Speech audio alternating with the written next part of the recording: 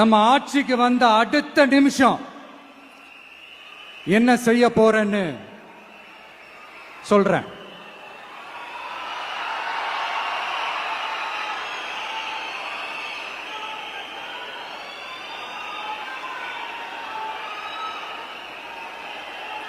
Number 1,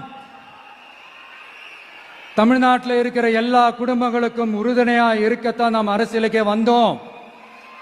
அந்த எண்ணத்தோட வெளிப்பாடு தான் நம்மளோட ஒவ்வொரு குடும்பத்திற்குமான உத்தரவாதம். 200 யூனிட் கட்டணமில்லா மின்சாரம். நம்பர் 2,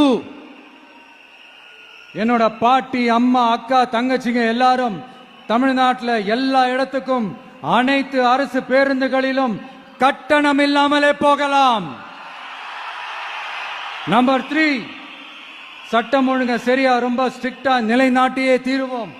அதோட வெளிப்பாடா பெண்கள் பாதுகாப்புக்கான மிக கடுமையான சிறப்பு சட்டம் கொண்டு வரப்படும்.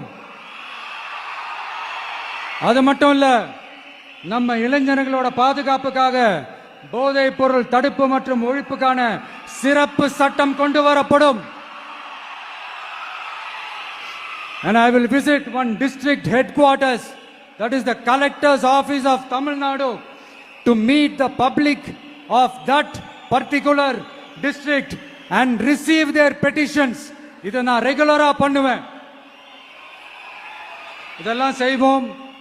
இதோட நாம சொன்னதெல்லாம் கொஞ்சம் கொஞ்சமா நம்ம ஆட்சிக்கு வந்ததுக்கு அப்புறம் செஞ்சு காட்டுவோம். சொல்லாததையும் செய்வோம், அது வேற விஷயம். ஆனா இப்போ நம்மளால செய்யறத செய்ய முடிஞ்சதை மட்டும் இப்போதைக்கு நான் சொல்லியிருக்கிறேன்.